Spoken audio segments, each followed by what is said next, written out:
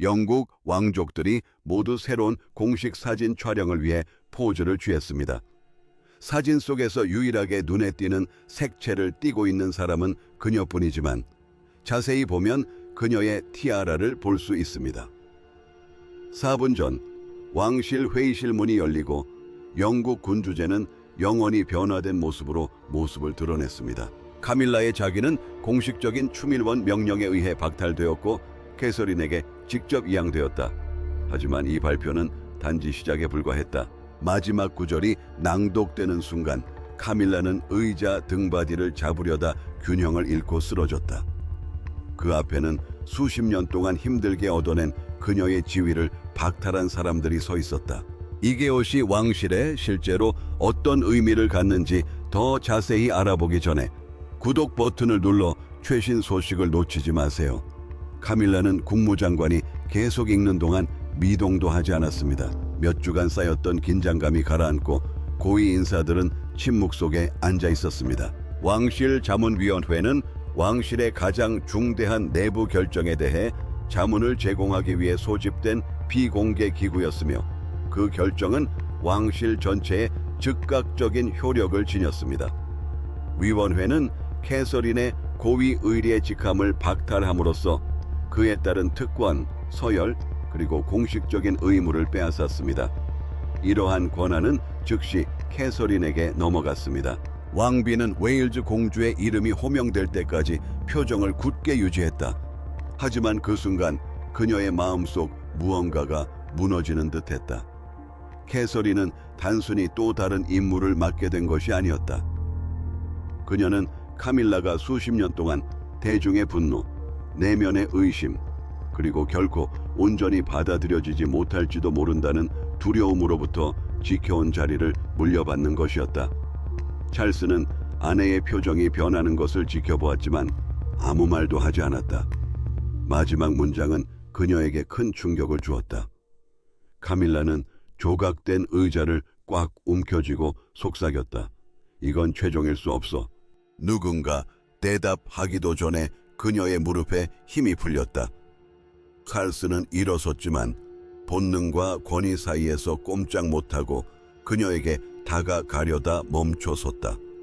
윌리엄이 먼저 움직여 도움을 요청했고 시종들은 그녀를 바닥에서 일으켜 세웠다. 그는 아버지 쪽을 바라보며 얼어붙은 방 안에서 패배감을 보았다. 카에스 어린은 투표에 대하여 전혀 알지 못했다. 그녀는 의사당에서 격리되어 있었고 이송이 그날 시작될 것이라는 경고도 받지 못했다. 이러한 격리는 그녀가 카밀라의 몰락을 요구했다는 어떤 암시로부터도 그녀를 보호해 주었다. 그러나 이는 그녀가 왕실 생활에서 가장 충격적인 소식을 아무런 준비 없이 접하게 된다는 것을 의미했다. 봉인된 부록이 명령서 옆에 놓여 있었다.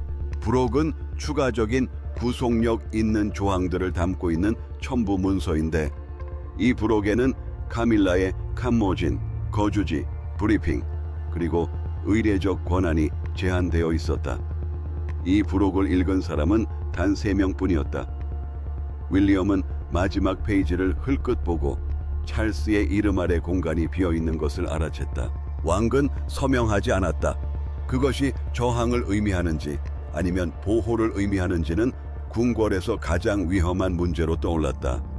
하지만 한 여인이 쓰러지고 다른 여인이 그녀의 자리를 물려받은 이유를 이해하려면 궁궐은 먼저 그들이 무엇을 잃을 위험에 처해 있는지 직면해야 했다. 카밀라와 가에서리는 같은 발코니에 서고 같은 행사에 참석하고 같은 궁궐 조명 아래에서 미소를 지었다. 그러나 세심하게 연출된 그 모습 뒤에는 군주제에 대한 서로 다른 두 가지 비전이 숨겨져 있었다. 한 사람은 왕실 생활의 중심에 서기 위해 수년간의 거절을 견뎌냈고 다른 한 사람은 인내와 절제를 통해 대중의 신뢰를 얻었다. 그러나 단 한 번의 의회 투표로 그들이 공들여 유지해 온 관계는 돌이킬 수 없을 정도로 산산조각이 났다. 카밀라는 자신의 왕족 신분을 결코 보장된 것으로 여겨본 적이 없었다. 그녀는 수년간 대중의 적대감, 사적인 의심, 그리고 기관이 자신을 완전히 받아들이지는 않더라도 묵인할 것이라는 끊임없는 두려움에 시달려왔다. 모든 의식, 모든 공식적인 임무, 그리고 찰스 곁을 지킨 모든 순간은 그녀에게 감정적인 무게를 지니고 있었다. 왜냐하면 그 모든 순간들이 그녀가 살아남았다는 것을 증명해 주었기 때문이다. 그러므로 자귀를 잃는 것은 단순한 형식적인 처벌 이상의 의미를 지녔다. 궁궐이 마침내 그녀의 자리가 항상 임시적인 것이었다는 사실을 인정한 것 같았다. 캐서린은 아주 다른 길을 걸어왔다. 미라의 왕의 아내가 전통적으로 갖는 칭호인 웨일즈 공주는 의무, 가정의 안정, 그리고 신중한 공적 규율을 통해 서서히 영향력을 쌓아왔습니다. 그녀는 권위에 공개적으로 도전하는 일이 거의 없었습니다. 대신 그녀는 일관성과 절제를 통해 주변에 신뢰를 쌓아갔다. 윌리엄은 그 영향력이 해마다 강해지는 것을 지켜보았다. 그것은 요구를 통해서가 아니라 앞으로 맡게 될 책임들을 준비하면서 조용히 쌓아온 동반자 관계를 통해서였다. 캐서린은 의회 서한을 무릎 위에 내려놓고 마지막 단락을 응시했다. 윌리엄은 그녀의 얼굴에 드러난 충격을 볼 수 있을 만큼 가까이 서 있었지만 말을 끊지 않았다. 저는 그녀에게서 무엇을 달라고 한 적이 없어요. 그녀는 조용히 말했다. 왕자는 알고 있다고 대답했다. 그는 또한 아내가 권력을 얻는 바로 그 순간 다른 여성이 권력 상실의 고통에 무너져 내리는 모습을 보며 느끼는 잔혹함을 이해하고 있다는 것도 알고 있었다. 미래의 왕비는 그 문서를 다시 바라보며 의무감과 죄책감을 구분하려 애썼다. 카밀라는 수십 년 동안 그토록 갈망해왔던 인정을 단 한순간에 빼앗기게 된 것이다. 카에서리는 그동안 야심을 드러내지 않으려 애썼다. 하지만 의회는 그들을 감정적으로 벗어날 수 없는 결정의 반대편에 서게 했다. 윌리엄은 마침내 그 정은이 보상이 아니라고 설명했다. 비공가의 회의에서 그에게 제공된 공식 설명에 따르면 이는 더 심각한 헌법적, 개인적 위기에 대비한 안전장치로 마련된 것이었다. 헌법 위기란 군주제가 기능할 수 있도록 하는 규칙, 권위, 그리고 안정에 대한 위협을 의미했다. 이 문제는 단순한 경쟁 관계를 훨씬 넘어섰다. 찰스는 녹음된 사적인 대화에서 카밀라의 지위를 보호해주겠다고 약속한 적이 있다. 이제 왕은 그 약속과 자신이 지키겠다고 맹세했던 제도 사이에서 불가능한 선택에 직면했다. 캐서린은 남편을 바라보며 도대체 무엇이 아버지의 약속을 어길 만큼 심각한 일이었냐고 물었다. 윌리엄은 잠시 생각한 후 대답했다. 그 칭호는 단 하루아침에 박탈되었지만 그 결정은 사실상 몇 주 전 궁궐에 돌이킬 수 없는 전환점이 된 한 의식에서 시작되었습니다. 위원회의 결정은 법적 각서나 공개적인 스캔들로 시작된 것이 아니었습니다. 샹들리에와 왕실 깃발 아래 북적이는 접견실에서 카밀라가 캐서린의 이름으로 내려진 지시를 조용히 뒤집으면서 시작된 것이었습니다. 대부분의 하객들은 아무것도 눈치채지 못했지만 윌리엄은 그 상황을 목격하고 뒤이음말을 들었다. 그리고 찰스는 아내가 경고를 뒤로하고 걸어가는 모습을 지켜보았는데 이 순간은 훗날 왕실에 숨겨진 권력 투쟁이 더 이상 억제할 수 없게 된 순간으로 기억될 것이다. 찰스는 일부 공무를 줄여왔고 이러한 변화로 인해 왕실은 누가 더 많은 의례적 책임을 맡을지 결정해야 했습니다. 캐서린은 미래의 왕 옆에 있다는 위치 때문에 왕실의 다음 장에서 중요한 역할을 맡게 되었습니다. 카밀라는 여전히 궁궐 직원들에게 초대장, 일정, 브리핑, 공식 지시 등이 전달되는 내부 경로, 즉 여러 국내 소통 채널을 장악하고 있었다. 그러한 통제력 덕분에 그녀는 대중이 볼 수 있는 것보다 훨씬 더 큰 영향력을 행사할 수 있었습니다. 마침내 긴장감은 윈저에서 열린 서훈식 리허설 중에 해소되었습니다. 서훈식은 왕실을 대신하여 훈장을 수여하는 공식 행사입니다. 국왕의 승인을 받은 서면 지시에 따라 캐서린 공주는 공식 접견 줄의 맨 앞에 서게 되었습니다. 카밀라는 그 지시를 읽고 잠시 멈춘 후 보좌관에게 공주의 이름을 지우고 자신의 이름을 그 위에 쓰라고 명령했습니다. 윌리엄은 리허설이 시작되기 전에 수정된 명단을 보았다. 그는 왕비를 따라 옆 복도로 나가 조심스럽고 침착하게 아버지의 지시가 왜 바뀌었는지 물었다. 왕비는 사과하지 않았다. 다혜신 카밀라는 그를 똑바로 쳐다보며 캐서린이 인기와 지위의 차이를 알아야 한다고 말했다. 왕자는 분노를 억눌렀지만 그 말은 단순한 지위 다툼 이상의 깊은 상처를 남겼다. 그것은 경쟁심 아래 숨겨진 두려움을 드러냈다. 애는 그 대화를 어느 정도 듣고 그 의미를 이해했다. 이후 그녀는 찰스를 혼자 있는 자리에서 만나 더 이상 개인적인 의견 차이가 아니라고 말했다.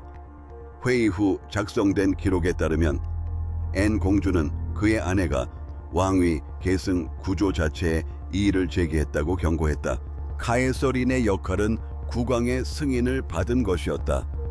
그것을 없애는 것은 국왕의 권위와 윌리엄의 미래에 의문을 제기하는 것이었다. 그 후 고위 보좌관이 이전에 내린 3가지 지시를 국왕에게 전달했다. 각각의 지시는 국왕의 사무실에서 하나의 지침을 담고 나갔지만 직원들에게 전달될 때는 또 다른 지침을 담고 있었다. 이러한 패턴은 부인할 수 없었다. 카밀라는 한 번도 화를 내며 행동한 적이 없었다. 그녀는 궁궐 내 영향력을 이용해 승인된 결정들을 여러 차례 수정해왔다. 찰스는 그날 저녁 그녀를 불렀다. 윌리엄은 사과나 항복을 기대하며 밖에서 기다렸다. 그러나 갑자기 목소리가 높아지고 문이 광다지되오니 왕기 아들이 전혀 예상하지 못했던 요구를 하며 나타났다. 이제 이 문제는 공식 회의에서 검토될 것이었다. 사소한 직책을 둘러싼 분쟁으로 시작된 일이 샤를 2세 통치 기간 중 가장 고통스러운 대립으로 번지게 될 참이었다. 카르스가 마침내 카밀라를 마주했을 때 사진작가도 조언자도 미리 연습한 성명서도 없었다. 오직 윌리엄과 엠만이 증인으로 방에 남아 있었다. 왕은 수정된 지시문을 탁자 위에 올려놓고 한 가지 질문을 던졌다. 그녀가 고의로 자신의 결정을 뒤집었느냐는 것이었다. 카밀라는 이를 부인하지 않았다. 오히려 그녀는 카트린의 남편에게로 향하여 그가 아버지의 약점을 이용해 자신만의 궁정을 구축하려 한다고 비난했다. 그 후 벌어진 일들은 가족 화합의 남은 환상을 산산이 조각냈다. 칼스는 피해를 최소화할 수 있기를 바라며 개인 서재를 선택했다. 그는 전체 의회가 사태를 수습하기 전에 가족 간의 합의를 원했다. 변경된 지침서는 그들 사이에 놓여 있었는데 이는 승인된 왕실 지시가 그의 퇴임 후 변경되었다는 증거였다. 이례적 권위란 공무, 직위, 그리고 공식적인 외형을 어떻게 정할지 결정하는 권력을 의미하며 그 권위는 군주로부터 직접 비롯되었다. 이 비밀리의 명령을 변경한 것은 그의 신뢰와 왕실의 지휘체계 모두에 도전하는 것이었다. 카밀라는 윌리엄을 향해 돌아서서 말했다. 카에서린의 영향력이 커진 것은 우연이 아니었다. 그녀는 그가 아내를 중심으로 독자적인 세력을 구축하고 왕의 업무량 감소를 틈타 기성세대를 밀어냈다고 비난했다. 왕자는 그녀의 시선을 마주하며 아무도 그녀에게 아버지의 지시를 바꾸라고 강요하지 않았다고 대답했다. 인기는 문제가 아니었다. 중요한 것은 순종이었다. 왕비는 남편이 자신을 변호해 줄 것을 기대하며 그를 바라보았다. 다혜신 찰스는 사과를 요구하며 고위 참모들에게 지시를 전달하는 데 사용되는 왕실 내부 연락망의 통제권을 그녀에게 넘겨줄 것을 요구했다. 국왕의 요구는 차분했지만 그 의미는 잔혹했다. 그 통로가 없으면 그녀는 궁궐 생활에서 자신의 위치를 지켜왔던 영향력을 잃게 될 것이다. 카밀라는 거절했다. 그녀는 그에게 양보하면 결혼 생활 안에서 무력해지고 수년간 자신의 몰락을 기다려온 모든 사람들 앞에 망신을 당하게 될 것이라고 말했다. 그녀는 왕관이 그의 머리에 씌워지기 훨씬 전에 했던 약속들을 상기시키며 목소리를 떨었다. 앤 공주는 마침내 침묵을 깼다. 대면 후 작성된 문서에 따르면 공주는 이미 공식적인 재검토를 요청했다고 밝혔다. 고위 직원 몇몇은 카밀라의 사무실에서 내려오는 지시에 의문을 제기하면 보복을 당할까 두려워한다고 인정했다. 이 갈등은 단순한 가족 간의 갈등을 넘어섰다. 기관 내부 사람들은 더 이상 시스템을 신뢰하지 않았다. 카밀라는 몸을 뒤로 밀면서 의자에 긁히는 날카로운 소리를 냈다.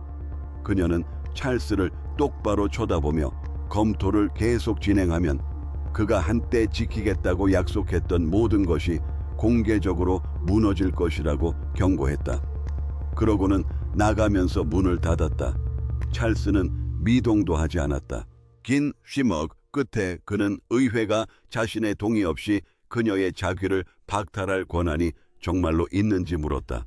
그 대답은 애정이나 가족에 대한 충성심에서 나오는 것이 아니었다. 그것은 왕권이라는 오랜 기계장치에서 나오는 것이었다. 카밀라는 자신의 미래가 전적으로 찰스에게 달려있다고 믿었지만 사실은 그렇지 않았다. 왕좌 뒤에는 왕위 계승을 책임지는 헌법자문관, 왕실 관계자, 고위 왕족들로 이루어진 네트워크가 존재했다. 그들의 관심사는 더 이상 카밀라가 캐서린을 불쾌하게 했는지 여부가 아니었다.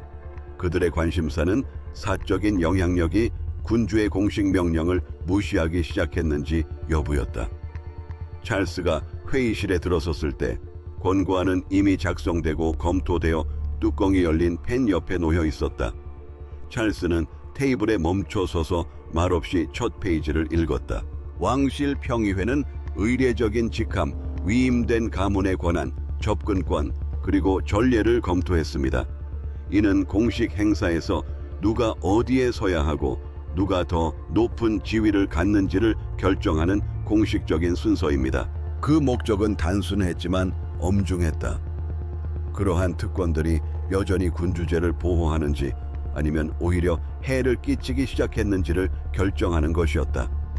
윌리엄과 앤은 영향력은 있지만 절대적인 통제권은 없는 고문들과 떨어져 앉아 있었다. 왕자는 차기 왕조를 대표하고 캐서린 왕비 옆에서 이미 주요 임무를 수행하고 있었기 때문에 중요했습니다. 공주는 수십 년간의 봉사로 왕실에서 가장 신뢰받는 인물 중 한 명이 되었기 때문에 중요했습니다. 그러나 그 누구도 카밀라의 자기를 혼자서 박탈할 수는 없었다. 최종 권고안에는 평의회의 권한과 국왕의 승인이 필요했다.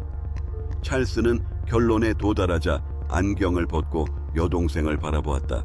그는 그 명령을 승인하는 것이 마치 자신의 결혼 생활이 실패했음을 공개적으로 선언하는 것처럼 느껴질 것이라고 인정하며 목소리를 낮췄다.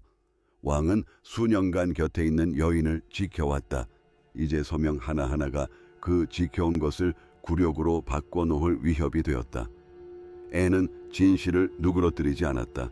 문서로 기록된 회의록에 따르면 그녀는 오빠에게 카밀라를 수치스러운 일로부터 보호하기 위해 카에서린이나 겁에 질린 직원들 또는 미래의 군주제가 반복적인 간섭을 받아들여서는 안 된다고 말했다. 그녀의 말은 잔인하지 않았다. 그래서 더욱 저항하기 어려웠다. 윌리엄은 봉인된 부록을 열었다. 부록은 추가 증거와 구속력 있는 제한 사항이 담긴 첨부 문서였다. 그 문서들은 카밀라의 비공식적인 업무 통로가 캐서린에게 전달될 예정이었던 여러 브리핑을 지연시켜 중요한 정보가 늦게 도착하거나 불완전하게 전달되도록 했다는 것을 보여주었습니다. 미래의 왕은 지연된 문서 중 하나를 아버지에게 제출했습니다. 그는 녹음된 의회 성명을 통해 그 사건이 중요한 국가 행사와 관련된 것이며 그의 아내가 고위 관리들과 외국 손님들 앞에서 거의 준비 없이 입장할 뻔했다고 밝혔습니다. 카에서린의 명성은 그녀가 알지도 못했던 결정 때문에 거의 손상될 뻔했다. 회의실에는 침묵이 흘렀다. 찰스는 이것이 더 이상 경쟁의 문제가 아니라는 것을 이해했다. 그것은 왕실의 지시가 그의 책상을 떠난 후에도 여전히 신뢰할 수 있는지에 대한 문제였다. 평의회는 자귀 이양에 동의했지만 국왕은 마지막으로 하룻밤만 더 시간을 달라고 요청했다. 그는 카밀라가 자발적으로 권리를 포기하고 일부 특권을 유지하며 강제 명령을 피하기를 바랐다. 그 마지막 밤은 그녀의 존엄성을 지키기 위한 것이었다. 그러나 아침이 되자 카밀라는 의회가 돌이킬 수 없는 선택을 했다. 찰스는 카밀라의 방으로 들어가 그녀가 공식적인 폐위를 면할 수 있는 유일한 제안을 내밀었다. 그녀는 자발적으로 자기를 포기하고 일부 의례적 특권을 유지하며 궁궐에서는 이러한 변화를 품위 있는 전환으로 묘사하도록 허용하는 것이었다. 그러나 카밀라는 자기를 포기하는 데서 어떤 존엄성도 찾을 수 없었다. 그녀는 패배를 직감했다. 동이 트기 전 그녀는 서면으로 제안을 거부했다. 몇 시간 후 왕실 위원회는 권고안을 명령으로 전환했고 그녀가 쌓아 올린 세상은 그녀 주변에서 무너지기 시작했다. 찰스는 그녀 앞에 철수 성명서를 내밀며 남은 선택지를 설명했다. 카밀라는 공적인 역할을 축소하고 개인 참모진 일부를 유지하며 왕실에 단합된 모습을 보여주면서 궁궐을 떠날 수 있었다. 협상에 의한 사퇴는 그녀가 강제로 축출되는 것이 아니라 합의에 따라 물러나는 것을 의미했다. 그것은 왕이 의회의 조사 결과를 무시하지 않고 취할 수 있는 마지막 보호책이었다. 카밀라는 그가 기다리는 동안 한 줄 한 줄 꼼꼼히 읽었다. 왕비는 그 제안이 공적인 자리에서는 품위를 지켜주지만 사적인 자리에서는 권력을 지켜주지 못한다는 것을 이해했다. 그 제안을 받아들인다는 것은 그녀가 수년간 쌓아온 권위가 더 이상 자신의 것이 아니라는 것을 인정하는 것이었다. 그녀는 남편을 바라보며 그가 한때 지켜주겠다고 약속했던 생명을 포기하라는 서류에 정말로 서명하길 바라느냐고 물었다. 찰스는 쉽게 대답하지 않았다. 그는 더 이상 변경된 명령이나 지연된 브리핑을 변명할 수 없었지만 여전히 그녀가 공개적으로 망신당하는 것을 막고 싶었다. 왕은 그녀가 거부할 경우 의회가 강제로 모든 권리를 박탈할 것이라고 말했다. 이미 봉인된 부록에 자세히 명시된 그 권리 박탈은 단순한 자귀 박탈 이상의 것을 의미했다. 직원, 사무실, 출입 권한, 의례적인 임무 등 모든 것이 그녀에게서 사라질 것이었다. 카밀라는 그가 떠날 때까지 기다렸다. 그런 다음 서명되지 않은 진술서를 반으로 찢고 개인 비서에게 그것을 받아들이면 자신의 인생 전체가 지워질 것이라고 말했다. 비서의 기록에 따르면 그녀의 손은 떨렸지만 목소리는 흔들림 없이 차분했다. 그녀는 순순히 항복하지 않을 것이었다. 찰스는 궁궐의 다른 별관에서 밤을 보냈다. 그는 거절당한 제안서를 옆에 두고 홀로 앉아 그녀의 존엄성을 지키려는 마지막 시도가 실패했음에 절망했다. 여왕은 의무를 선택했지만 그 선택은 승리와는 거리가 멀었다. 해가 뜨자 처벌이 시작되었다. 카밀라의 참모진은 보고, 체계, 사무실, 의례적인 임무가 전고까지 캐서린의 시종으로 이관될 것이라는 공식 지시를 받았다. 한고위 보좌관이 회의실로 들어가 카밀라의 이름이 새겨진 서류철을 꺼내고 캐서린의 이름이 적힌 다른 서류철로 바꿔놓았다. 두 여성 모두 그 대화를 목격하지 못했지만 그 조용한 행동은 새로운 질서를 실체화시켰다. 카밀라는 나중에 쓰러진 충격에서 회복했지만 샤를과의 대화를 거부했다. 대신 그녀는 단 한 가지, 자신의 자기를 물려받은 여성과의 단둘이 만남을 요청했다. 위기가 시작된 이후 처음으로 카밀라와 카이서리는 칼스, 윌리엄, 고문 또는 의회의 개입 없이 서로 마주하게 될 것이다. 궁궐에서는 카밀라가 예카테리나의 개인 방에 들어갔을 때 분노가 폭발할 것을 예상했다. 비난과 요구, 어쩌면 의회의 명령을 뒤집으려는 마지막 시도까지 예상했다. 그러나 두 여성은 보좌관도 없이 자신들을 보호할 준비된 대화도 없이 서로 마주 앉았다. 카밀라는 몹시 지쳐 보였다. 카에서리는 몹시 불안해 보였다. 두 사람 사이에는 한 여인의 권위를 박탈하고 다른 여인에게 넘겨준 문서가 놓여 있었다. 그때 카밀라는 캐서린이 아침 내내 두려워했던 질문을 던졌다. 알고 계셨나요? 카에서린은 윌리엄이 자기 수여를 거부하도록 압력을 받을 수도 있다고 경고했음에도 불구하고 만남에 동의했었다. 왕자는 아내에게 이제 그 결정권은 어느 쪽에도 없다는 것을 상기시켰다. 이양된 직위는 의례적인 우선권을 가지며 왕실 행사에서의 공식적인 서열을 보장할 뿐만 아니라 이전에 카밀라가 담당했던 특정 사업과 가사 업무에 대한 권한도 갖게 된다. 이를 거부할 경우 그러한 책임들이 다시 불확실한 상태로 돌아갈 수 있습니다. 카에서리는 눈을 마주치고 주저없이 대답했다. 그녀는 의회가 그날 아침 조치를 취할 줄 몰랐고 카밀라의 해임을 요구한 적도 없었다. 공주는 그 문서를 받고 승리감에 휩싸이기보다는 충격을 받았다고 털어놓았다. 그녀는 그 직함이 상징하는 바를 이해했지만 동시에 맞은편에 앉은 여자가 그 직함을 잃음으로써 어떤 대가를 치렀는지도 이해했다. 카밀라는 그녀의 말을 듣고 나서야 그동안 모든 대립에서 유지해왔던 방어적인 태도를 풀었다. 회의 후 작성된 비공개 기록에 따르면 왕비는 캐서린의 인기가 자신을 두렵게 했다고 인정했습니다. 그녀는 젊은 여성에게 대중의 신뢰가 집중되는 것을 지켜보면서 찰스의 통치가 안정되기도 전에 자신이 주목받지 못하게 될까봐 두려워했습니다. 그 두려움 때문에 그녀는 지시를 바꾸고 브리핑을 미루고 캐서린의 지위 상승을 개인적인 위협으로 받아들였다. 두 사람 사이의 침묵이 깨졌다. 캐서린은 일어난 일을 용서하지는 않았지만 더 이상 단순한 야망만을 보지 않았다. 그녀는 통제력으로 굳어진 불안감을 보았다.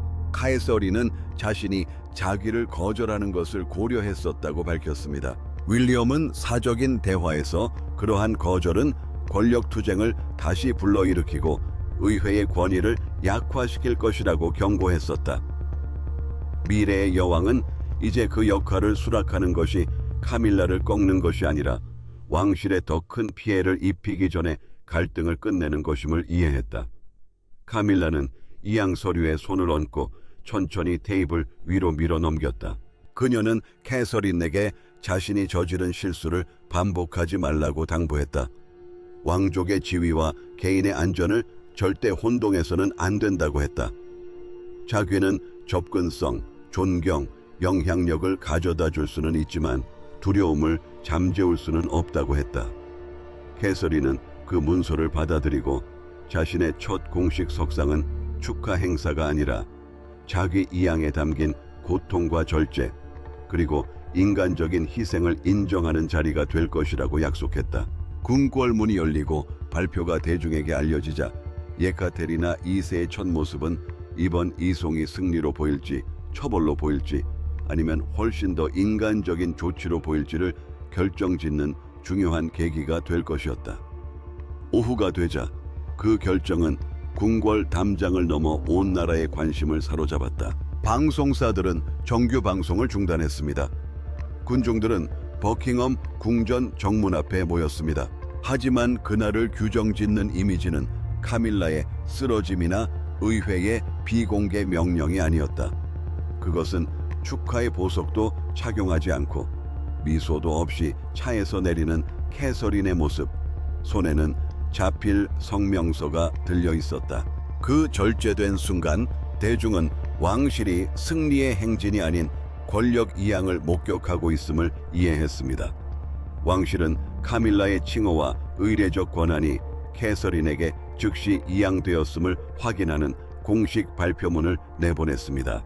공식 발표문은 왕실이 결정을 명확하게 밝히면서도 그 결정에 얽힌 모든 사적인 세부 사항을 공개하지 않기 위해 작성한 공식 서면 발표문입니다. 그 메시지는 변화를 확인했지만 변경된 지침이나 지연된 브리핑 또는 왕비의 직위에 도전하기를 두려워했던 직원들에 대해서는 언급하지 않았습니다. 나라는 거의 즉시 분열되었습니다. 일부 방송사 관계자들은 이번 결정이 권력 남용 이후 필요한 징계 조치라고 평가했다. 일각에서는 이를 왕비의 공개적인 몰락으로 규정했습니다. 증거에 대한 침묵은 이 사건을 더욱 폭발적인 사건으로 만들었는데 수백만 명이 그 처벌의 전말을 이해하지 못한 채 지켜볼 수밖에 없었기 때문입니다. 찰스 왕세자는 대중의 시선에서 벗어나 있었습니다. 그는 이미 카밀라가 자기를 박탈당하고 의회 회의장에서 쓰러지는 모습을 지켜봤습니다. 이제 왕은 모든 방송 채널에서 해설자들이 그 순간을 반복해서 보도하는 것을 들으며 개인적인 실패가 전국적인 구경거리가 되는 것을 목격했습니다. 가에인 비세오의 녹음된 증언에 따르면 그는 텔레비전을 끄라고 요청했습니다. 그런 다음 복도 밖에서 보도가 계속되는 동안 아무 말 없이 앉아 있었습니다. 캐서린은 차 안에서 기다렸고 문 너머의 소음은 점점 더 커졌습니다. 그녀는 윌리엄에게 몸을 돌려 다른 여자의 굴욕을 즐기고 있다는 오해를 대중이 갖도록 내버려 두지 않겠다고 말했다. 공주는 나가기 전에 눈에 띄는 예복용 브로치를 떼어냈다. 왕자는 그 의미를 즉시 알아차렸다. 그녀는 책임을 받아들이겠지만 승리감을 드러내지는 않을 것이다. 버킹엄 궁전 밖에서 신문 판매원이 전역판을 집어들었다. 한 면에는 커다란 글자로 왕관의 주인이 바뀐다는 기사가 적혀 있었다. 그 아래에는 두 부분으로 나뉜 이미지가 있었다. 카밀라는 측면 출입구로 나가고 카에서리는 정문으로 향하고 있었다.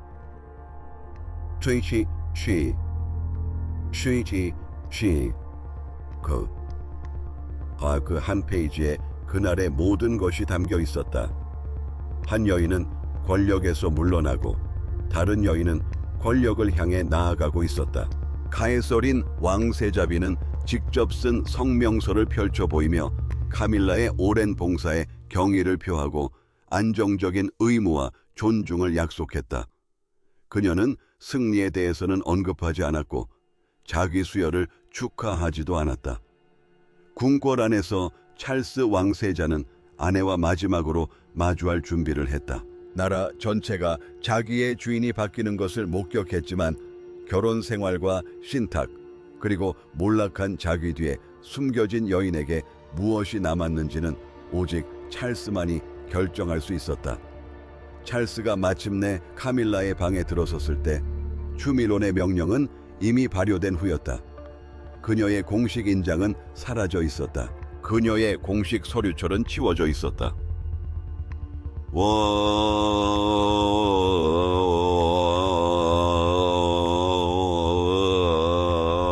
이제 캐서린의 이름은 카밀라가 수년간 차지하려 애썼던 자리를 대신하고 있었다. 그러나 왕은 자기를 논하러 온 것이 아니었다. 그는 야망, 두려움, 그리고 침묵이 모든 왕실의 방어막을 걷어낸 후 남은 것을 직면하러 온 것이었다. 그들의 마지막 대화는 이 순간이 카밀라의 권위만을 끝낼지 아니면 그들의 개인적인 유대감마저 파괴할지를 결정할 것이었다. 찰스는 그녀 맞은편에 앉아 결혼 반지를 낀 손을 테이블 위에 올려놓았다. 그 행동은 그들 사이에 어떤 공식 문서보다 더 큰 의미를 지녔다. 왕실 인장은 왕실 권위를 상징하는 공식적인 표식이었는데 그것을 제거한다는 것은 카밀라가 한때 행사했던 고위직을 통해 더 이상 행동할 수 없다는 것을 의미했다. 그 상실은 영원할 것이었다. 하지만 국왕은 군주로서의 마지막 결정을 내리기 전에 남편의 모습으로 나타났다. 카밀라는 그를 바라보며 기다렸다. 찰스는 여전히 그녀를 사랑하지만 사랑으로는 자신의 권위를 약화시킨 결정들을 더 이상 보호할 수 없다고 말했다. 국왕은 분노 없이 차분하게 말했다. 그 차분함이 진실을 더욱 고통스럽게 만들었다. 그는 수년간의 적대감 속에서도 그녀를 변호해왔지만 변경된 지시, 지연된 브리핑, 그리고 궁궐 직원들 사이에 조성된 공포는 옹호할 수 없었다. 왕비는 마침내 저항을 멈췄다. 기록에 따르면 그녀는 사적인 대화에서 두려움이 자신의 선택을 좌우했다고 인정했다. 캐서린은 대중의 신뢰가 높아지면서 자신이 언제든 대체될 수 있다는 불안감을 느꼈고, 윌리엄의 권위가 커지면서 미래가 너무 가까이 다가온 것처럼 느껴져 받아들일 준비가 되지 않았던 것이다. 심지어 찰스의 직무 축소조차도 그녀가 그토록 어렵게 지켜온 삶이 이제 더 이상 자신을 넘어설 수 없다는 경고처럼 느껴졌다. 찰스는 말을 끊지 않고 들었지만 결정을 번복하지는 않았다. 그는 카밀라에게 결혼 생활은 유지되겠지만 왕실 내에서의 그녀의 역할은 영원히 바뀔 것이라고 말했다. 그녀는 고위 왕실 의사 결정에서 물러나고 논란이 되고 있는 왕실 내부 통로에 대한 통제권을 잃게 되며 남편 곁에서 더욱 조용한 사적인 역할을 받아들여야 할 것이다. 카에서리는 양도받은 직위를 승리가 아닌 의무로 공식적으로 받아들였다. 또한 위원회는 보고 체계를 재정비하여 비공식적인 기관이 군주나 차기 군주의 서면 지시를 무시할 수 없도록 했다. 이러한 변화는 중요했는데 왕실이 개인적인 갈등 속에서도 존속하려면 명령이 명확하고 신뢰할 수 있어야 했기 때문이다. 저녁이 되기 전에 카밀라에게 손으로 쓴 편지가 도착했다. 카에서리는 그 자기가 가문의 안정을 위해 사용될 것이며 그 이전에 있었던 오랜 봉사를 지우려는 것이 아니라고 약속했다. 그 메시지는 고통을 없애지는 못했지만 존엄성을 지키며 투쟁을 끝낼 수 있게 해주었다. 카밀라는 한때 자신을 영원히 지켜줄 것이라고 믿었던 자기를 잃었다. 카에서리는 자신이 원한 적 없는 짐을 받아들였고, 찰스는 왕위를 지키는 것이 때로는 사랑하는 사람을 그녀 자신의 선택으로 인한 결과로부터 보호하는 것을 거부하는 것을 의미한다는 것을 깨달았다. 궁궐은 축하하지 않았습니다. 상처 입고 재정비하고 마침내 누가 왕정의 다음 장을 이끌어갈지 확신한 채 앞으로 나아갈 뿐이었습니다. 시청해 주셔서 감사합니다. 좋아요와 구독 부탁드리고 다음 영상에서 뵙겠습니다.